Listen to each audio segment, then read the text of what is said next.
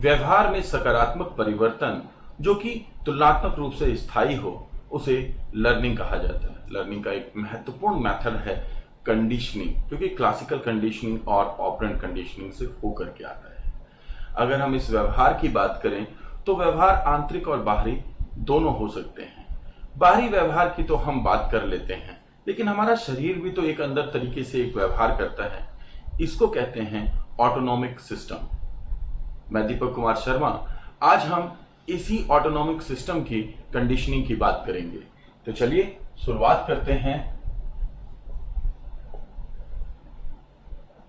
Autonomic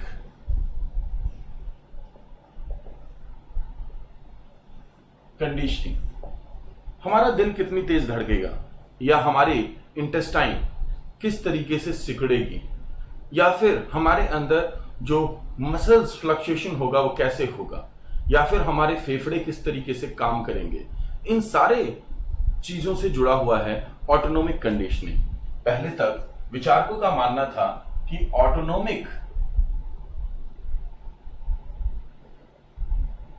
conditioning आदत तो होती है ये। ऑटोनॉमिक कंडीशनिंग के लिए उनका मानना था कि ये हमेशा क्लासिकल कंडीशनिंग के द्वारा होती है, यानी नेचुरल होता है।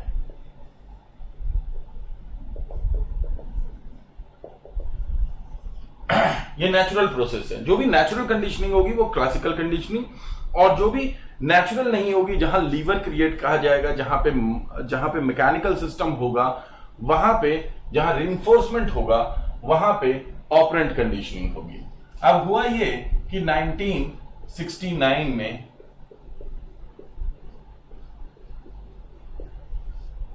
मिलर ने एक रिसर्च की।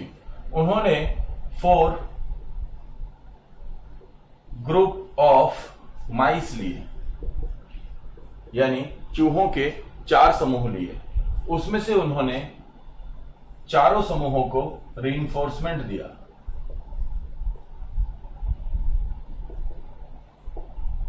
इसमें से जो पहला ग्रुप था उसको रीइंफोर्समेंट कब दिया गया? जब उसका हार्ट रेट ऊपर होगा।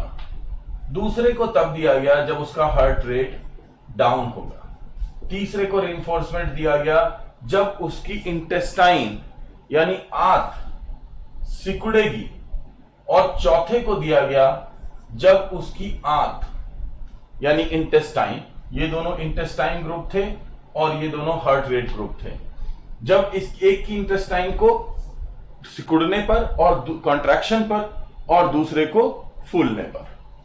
अब यह देखा गया कि कुछ समय के बाद में इस ग्रुप के चूहों का हार्ट रेट ज्यादा मिला, इस ग्रुप के चूहों का हार्ट रेट कम मिला, इस ग्रुप में इंटेस्टाइन कॉन्ट्रैक्शन हुआ और इसमें बेहतर हुआ।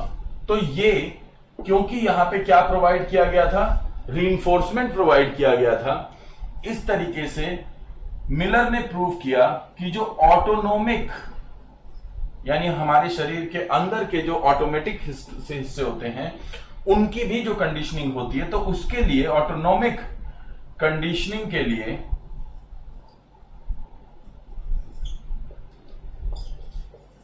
ऑपरेंट कंडीशनिंग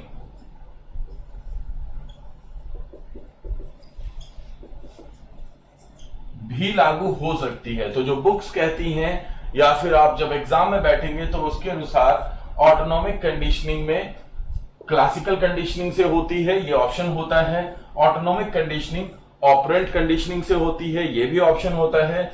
आपको इन जनरल टर्म्स सी और डी में से कुछ ऐसे केस में लेना होगा कि या तो बोथ, जहां पे भी दिया हुआ हो बोथ, वो ऑप्शन लेना है। यानी कि ऑटोनॉमिक कंडीशनिंग क्लासिकल कंडीशनिंग में भी होती है और ऑपरेंट कंडीशनिंग के मेथड के द्वारा भी इसको किया जा सकता है। और इस रिसर्च को किसने किया था? मिलर ने किया था, 1969 में किया था, 4 चूहों के समूह पे किया था।